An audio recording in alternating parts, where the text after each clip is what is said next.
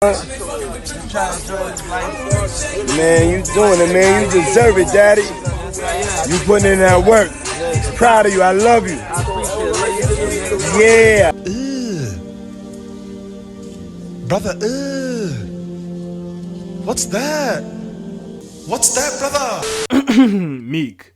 Not gonna lie, there's no way defending this. What's up, guys? It's Ryan here, back again with another video. As I was going back home from school, listening to the radio, and yes, sometimes I do listen to music on the radio. They were talking about the vulnerability that some of these artists in the industry have. And if you're new around this channel and you don't know much about my content, I would recommend just subscribing to the channel. It's right below there. Someone said it, innit, not me, innit, but I agree with that person as well, innit, but I was not. And also watch till the end to hear about my take. And also socials are linked to the description, and say hi to my man, he's right there. One gives a couple of days ago, P. Diddy, or his real name, Sean Combs, was accused of sexual misconduct by someone who had worked with him a while back, as they had filed a federal lawsuit on Monday that said he had made unwanted sexual contact whilst they had worked on an album. But obviously Sean Combs' lawyer had denied all the allegations. I just know there's going to be a lot of censoring in this video. So from looking for my demographic, I would assume that most people know who P. Diddy is, or from his old name Puff Daddy. Yes, he was called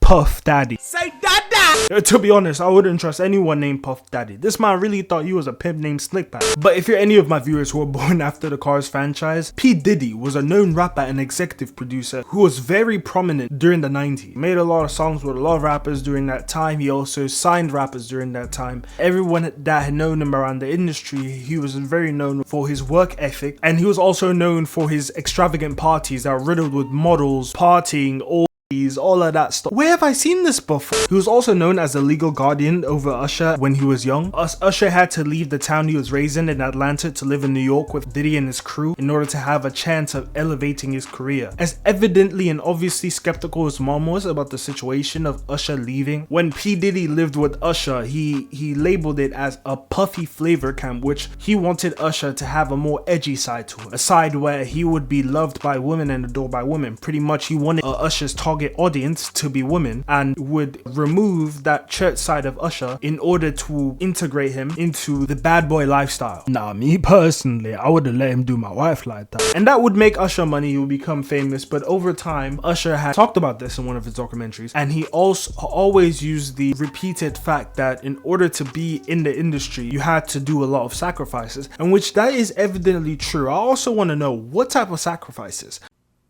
He did not. It did not say Meek Mill name. Wait. Oh, hold up. Never mind. Wait, what the? I forgot. Look, Mr. Combs informed Mr. Jones that he had engaged in sexual intercourse with rapper 5. That's redacted. Look, 5. He's a Philadelphia rapper who dated Nicki Minaj.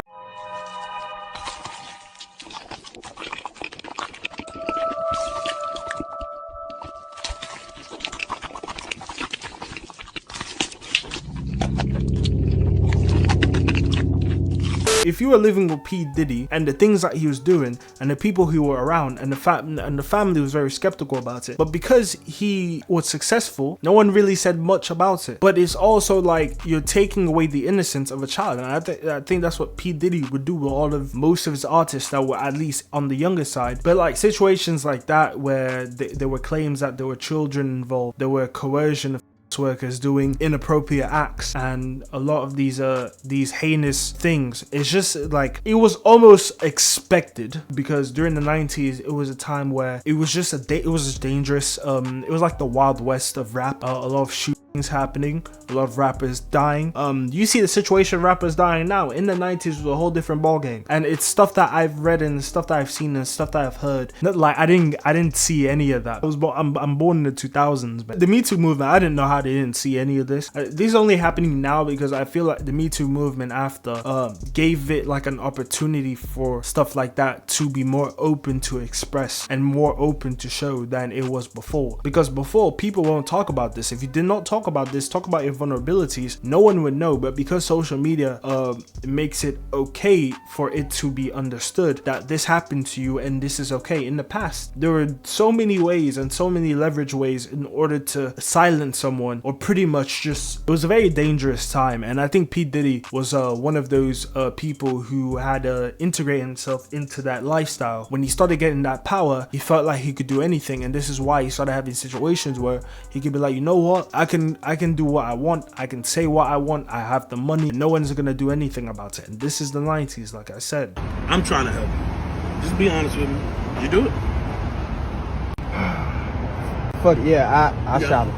That's all we need, man. That's all we need. They're gonna work with you. Okay. You got nothing to worry about. Hey, Rod. What's going on? Hey, we got good and bad news. Good news, we got your payment, buddy.